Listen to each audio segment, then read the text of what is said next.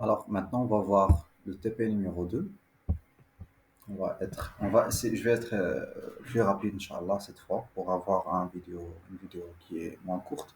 Donc, dans ce TP, on va voir les nouvelles instructions. C'est les instructions conditionnelles utilisant if, else. Donc, l'instruction if, entre parenthèses, on va écrire ici la condition. Par exemple, est-ce que A égale à B. Donc l'égalité, c'est on va doubler l'égal, écrire uniquement A égale B, ça veut dire l'affectation. Donc vous affectez la valeur de A, de B vers A. Donc l'égalité.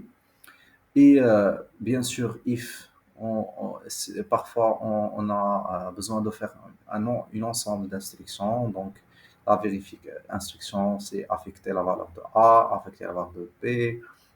S'ils sont égaux, donc on va écrire A égale à B. On va terminer avec une accolade. Donc il ne faut pas oublier que if, c'est juste une instruction conditionnelle. Donc il ne se termine pas avec point-virgule. Donc, c'est une erreur qui est cohérente, donc il faut toujours éviter cette erreur. Et bien sûr, les conditions restantes, si j'écris uniquement else et je commence à coder, ça veut dire que les conditions restantes, c'est A, bien sûr, qui est différente de B, soit supérieure et soit inférieure. Donc, il y a une autre méthode pour écrire l'instruction conditionnelle. Donc, on peut bien préciser est-ce que c'est supérieur ou bien inférieur. Donc, on ouvre la parenthèse, la condition d'égalité, on ouvre la colonne, ensemble d'instructions, on ferme et on va écrire else. Après else, on va écrire if. Donc, on va vérifier s'ils sont supérieurs. Donc, on va faire un code, ensemble d'instructions, on finit. Et la dernière étape, on va la laisser comme else et on fait les instructions voulues. Donc, c'est pas besoin d'assumer que c'est supérieur à supérieur à B. C'est une condition rassurée par else. Donc, parfois, vous trouvez des cas où vous avez plusieurs conditions, donc c'est pas la peine d'écrire. Si vous voulez préciser, donc vous incitez à chaque fois else if et la condition. La partie, l'autre instruction qui est switch, on va voir dans le TP numéro 3. Donc on va avoir, Inch'Allah, dans la séance du TP. Vous avez aussi des instructions comme for pour faire le bouclage. Donc on va voir aussi for. Donc while do et do while, on va voir dans le TP numéro 3. Pas besoin de le faire ici. Et aussi on va voir aussi la méthode qui est appelée opération séquentielle. Donc c'est quoi opération séquentielle? Donc on va voir mon CTP numéro 2. Donc, on va commencer par le premier exercice. Donc, l'exercice, il vous demande de vérifier si les deux réels sont ont le même signe, c'est-à-dire leur multiplication, est-ce qu'elle est positive, même signe, multiplication négative, ça veut dire signe opposé. Donc, on va faire la condition, bien sûr. Donc, toujours commencer par la bibliothèque, programme principal, l'accolade, définissez les variables. Vous demandez à l'utilisateur d'écrire la variable. Cette fois, on va utiliser LF, ça veut dire type double. Donc, bien sûr, l'adresse and x and y, toujours termine point virgule. Donc, on a cette fois la condition if. On va vérifier si la multiplication est positive, c'est-à-dire qu'ils sont dans le même signe. Donc, dans notre cas, puisqu'on a une seule instruction, donc pas besoin de faire l'accolade, donc une seule instruction, vous pouvez l'écrire directement avec if, comme vous pouvez voir dans la même ligne, elle va se terminer avec point virgule. Donc, on ne va pas faire point virgule ici, c'est une erreur qui est cohérente, qui est redondante. Bien sûr, on va afficher qu'ils sont le même signe. Le and, c'est pour faire le saut dans la ligne. Donc, cette fois, on peut faire la condition négative. Et bien sûr, le reste, c'est l'égalité. Donc, on va écrire else if. Si négatif, signe opposé. Else, c'est-à-dire dans le cas de la multiplication de y est nul. Ça veut dire que 1 de x ou bien y, il est nul, donc au moins 1, ils sont nuls. Et on finit par l'équation 0. Exemple, j'ai donné aux valeurs de 5 et moins 3, donc ils sont de signes opposés. Exercice 2, on va voir une méthode pour faire la conversion de variables. Donc, par exemple, si vous écrivez int a, donc bien sûr, est-ce qu'il va accepter 3,5? Il ne va pas l'accepter, bien sûr. Donc, c'est une erreur, parce que 3,5, c'est réel. Donc, il faut écrire float a. Float a. Float a reçoit 3,5. Donc, on va voir avec l'utilisation de la conversion qu'on peut garder au moins la valeur 3 si on utilise float a. Je vais vous expliquer, c'est très simple. Donc, toujours, on va commencer par bibliothèque, on va définir les valeurs. Donc, les résultats ici, normalement, il doit être entier. Donc, en général, il faut garder la valeur 8, bien sûr. Bien sûr, 8 divisé par 3, c'est 2,76, ainsi de suite. Donc, on va essayer de garder uniquement la partie entière qui est 2. Donc, la méthode, c'est comment? C'est pour garder uniquement la partie entière. Donc, on va faire une conversion explicite, c'est-à-dire on va écrire float a, et puisque a est type entier, donc on va garder uniquement la partie entière du résultat de 8 divisé par 3. Donc, on va prendre uniquement ici la valeur 2. Donc, cette affectation, il sera erronée si on n'écrit pas entre parenthèses float a, cette conversion. Si on ne fait pas cette conversion, on aura un problème. Donc, il y a un autre type de conversion implicite. La conversion implicite, c'est juste affecter une variable réelle, une variable qui a moins d'espace. Dans l'autre cas, si vous remarquez ici, on a la valeur 4, c'est de type entier. Donc, bien sûr, pardon, entier. Donc, vous pouvez affecter une variable de type entier à une variable de type réel. Donc, si la valeur 4, on veut l'affecter à une valeur B qui est appartenant à R. Donc, cette affectation est faisable d'une manière implicite. On l'appelle la conversion implicite. Mais si on veut faire l'inverse, c'est-à-dire une variable qui est réelle, donc on va à et on veut affecter 8,7. Donc, et bien sûr, et A appartenant à N, c'est pas faisable, donc l'affectation n'est pas logique. Si on veut garder uniquement la partie entière de cette variable, donc il suffit d'écrire float, entre parenthèses, c'est-à-dire euh, faire la conversion implicite de la variable P à A. Donc, implique la variable de A et va écrire la partie entière de la variable de P qui est 8. C'est ce qui est le cas ici. Donc, si on veut afficher la variable de A, on va afficher uniquement la partie entière qui vaut 2. Le calcul de P, 8,3 plus 4, c'est 12,3. Vous pouvez remarquer, il y a plusieurs zéros ici parce qu'on n'a pas défini le nombre de zéros. Donc, vous pouvez changer cette partie, ce champ avec point 2F. Et il va afficher uniquement deux valeurs après la règle, uniquement 30.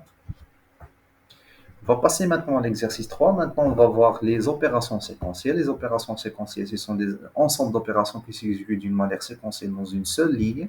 Donc, je vais vous donner directement l'exercice pour vous expliquer.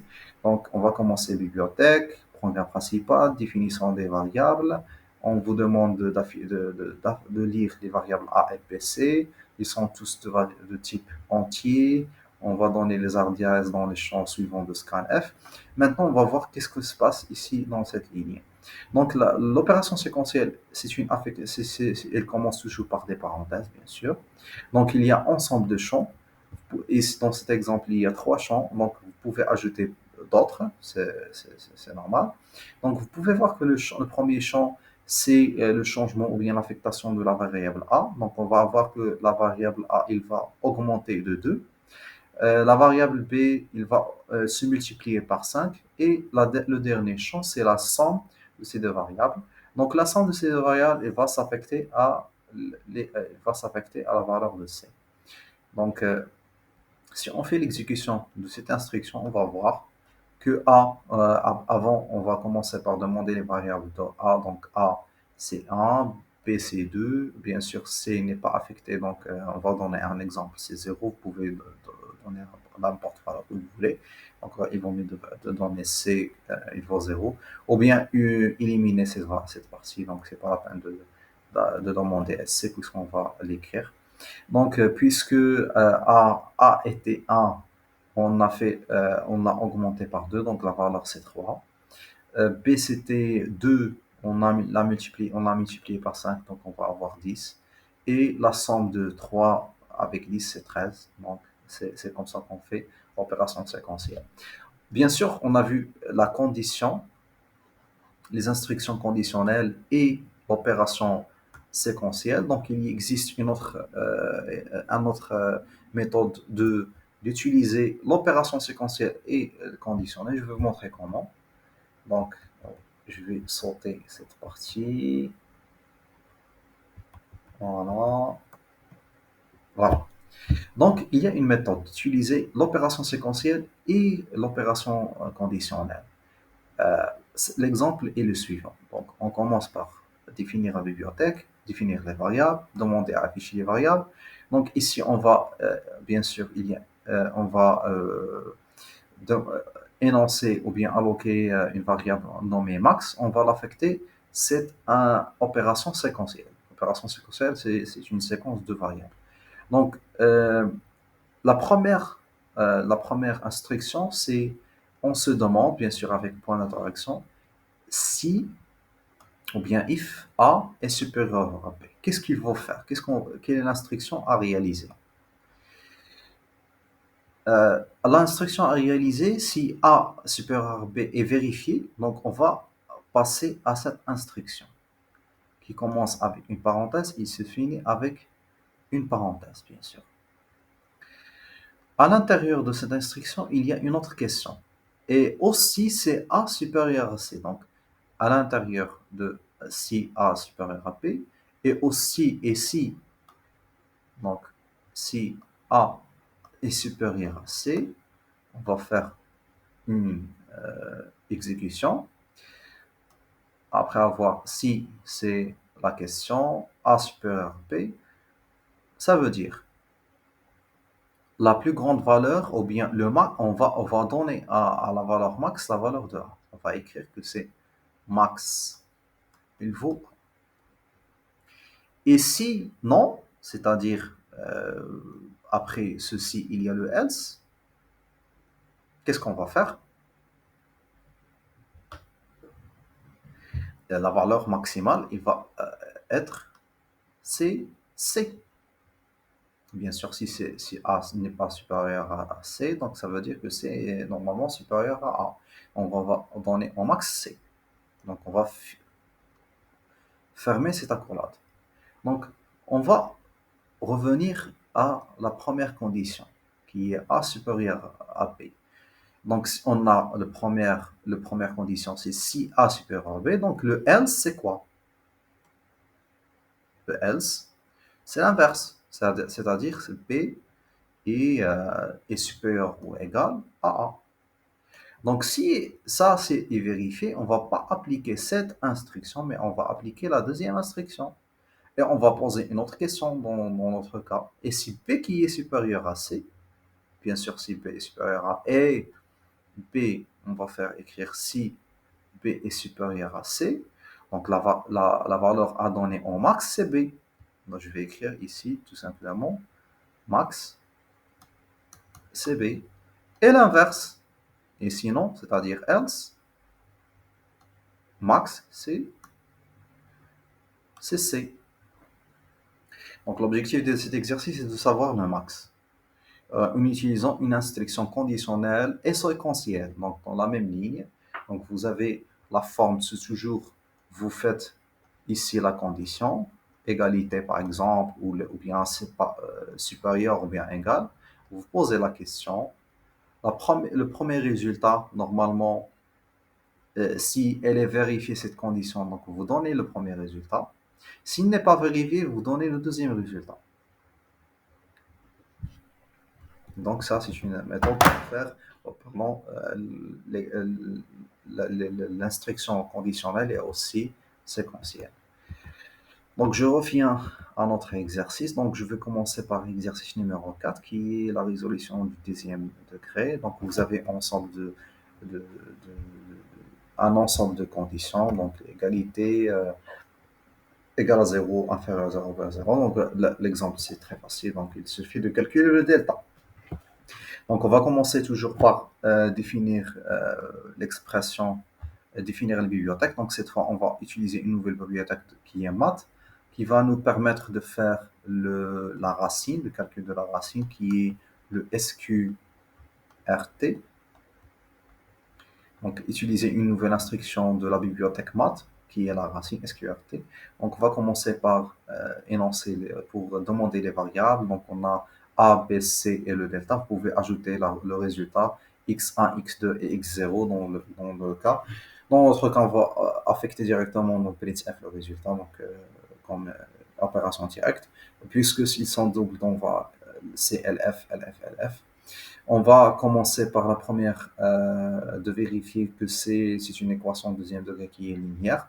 Donc, il faut que la variable a soit différente de 0. Dans le cas si elle est égale à 0, donc on va aussi revoir une autre. On va commencer par, bien sûr, accolade. Et on va vérifier si b aussi égale à 0, différent de 0. Si les deux ils sont égaux à 0, l'équation est dégénérée. Sinon, c'est la résolution d'une équation de premier ordre qui est moins c divisé par p. La dernière condition, c'est le reste est vérifié, c'est-à-dire A et B sont non nuls.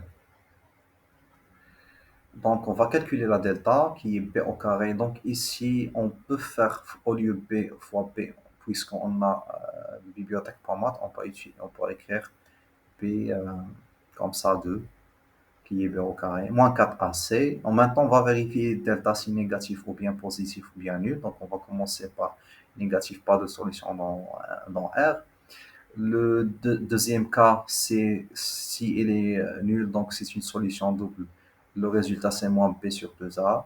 Et le reste, si le résultat, si delta est positif, donc on va calculer la première racine et la deuxième racine, moins b, la racine de delta sur 2a, et moins b, moins la racine de delta sur 2a. Donc c'est un exercice qui est vraiment qui vous explique l'utilisation des instructions conditionnelles et if et else et else if, donc les deux cas possibles. Donc j'espère que c'était clair. Donc on va voir un autre exemple en ADP6. Donc cette fois on va voir un autre type d'écriture d'instruction conditionnelle. Donc c'est l'utilisation des opérateurs booléens. And c'est comme vous avez comme vous avez vu dans l'électronique. And c'est le and, porte logique and, et le or c'est comme le porte logique or. Et vous avez vu aussi dans le cours de maths de la logique. Donc si si cette instruction est vérifiée et cette instruction est vérifiée, donc le résultat est juste. Si l'un de ces deux instructions n'est pas vérifié, donc l'état est faux. Bien sûr, le OR, ça veut dire qu'il suffit uniquement une de ces deux instructions est juste et le résultat il est juste. Dans le cas B60, donc c'est-à-dire les années qui finissent avec qui ont 36, 30, 66 jours ou bien non B60 30, 65. Donc la condition est soit il est divisible par 4 ou bien non divisible par 100 ou bien uniquement divisible par 400. Donc la divisibilité, qu'est-ce qu'on fait ici? Quelle opération exécute-t-on ici? Normalement, si vous faites A modulo, je sais pas, B, égale, donc le résultat c'est quoi? C'est le reste de la division. le reste de la division A sur B. Donc, si on a A et B, et on a ici un reste qui est différent de 0, donc il va s'affecter ici. Donc, divisibilité, ça veut dire qu'il n'y a pas de reste. Donc, la multiplication n'a pas de reste, donc il est divisible, tout simplement. Donc, on va maintenant voir la boucle, l'utilisation de for. Donc, je vais vous expliquer comment on écrit l'instruction. Donc, je vais commencer tout d'abord par expliquer le code. Donc, toujours la bibliothèque, programme principal, définition de n. N, c'est la limite du boucle. Dans notre cas, on va faire la multiplication de 0. Donc, multiplique un table de vérité. Donc, on va faire la multiplication de 5, 0 jusqu'à 10. Donc, n, c'est 10.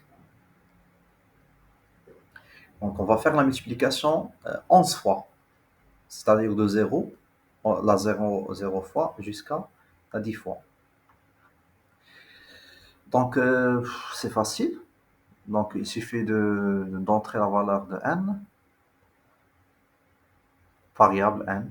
Donc, pardon, donc c'est pas la boucle, mais c'est la variable à faire la multiplication. Donc, on va commencer par la variable i, c'est le compteur. Donc, i, c'est le compteur. Donc, i, normalement, il va commencer par la valeur où vous allez faire la multiplication. Donc, puisque l'exemple que j'ai utilisé, j'ai commencé par 1. Donc, 5 fois 1, donc bien sûr, la table de vérité, c'est une multiplication de 0 jusqu'à 10. Donc, dans notre cas, on va utiliser uniquement de 1 vers 10. Donc, la boucle. Donc, je vais vous expliquer la boucle. C'est très facile. For, bien sûr, vous aurez une variable, vous aurez besoin d'une variable. On va énoncer une variable. En général, c'est i, j, donc je vais changer la variable, c'est j. Bien sûr, la multiplication, puisqu'elle commence par 1, donc l'intervalle c'est 1. Donc, on va commencer i appartenant de 1 jusqu'à 10. Donc, on va boucler de 1 jusqu'à 10. Donc, ça, c'est l'état initial. Ça, on met 1, l'état initial. Et P, c'est l'état final. Donc, on va commencer par l'accolade, non, la partie minimale. Donc, on va commencer par 1. On va limiter la boucle. Donc, il doit être inférieur ou égal à 10. Puis, point virgule. I++, ça veut dire incrémenter à chaque fois. Donc, vous commencez par A. La première instruction, c'est A égale à 1. Puis, on peut faire l'incrémentation I++, c'est-à-dire A égale à 2. Puis, I++ A égale à 3. Et on va faire ce compteur jusqu'à la limite qui est 10, jusqu'à A égale à 10. Donc, bien sûr, c'est une boucle. Donc, en général, vous commencez par une accolade et vous finissez par une accolade. For ne se termine pas par point virgule, c'est juste une boucle. L'instruction que vous exécutez à chaque incrémentation est celle-ci, puisque on a une seule instruction, donc on n'a pas besoin d'accolade, mais en général, si vous avez plusieurs instructions, il faut faire l'accolade. Donc, on va afficher la première valeur du deuxième champ, donc on va afficher n, on va écrire multiplier, puis on va afficher au niveau de qui est i, puis on va faire égal, puis on va afficher la multiplication n fois i. Et ça se fait 10 fois, de 1 jusqu'à 10. J'espère que c'était clair la boucle for. Donc en général, c'était tout pour ce TP numéro 2. On va voir, Inch'Allah, après le TP numéro 3.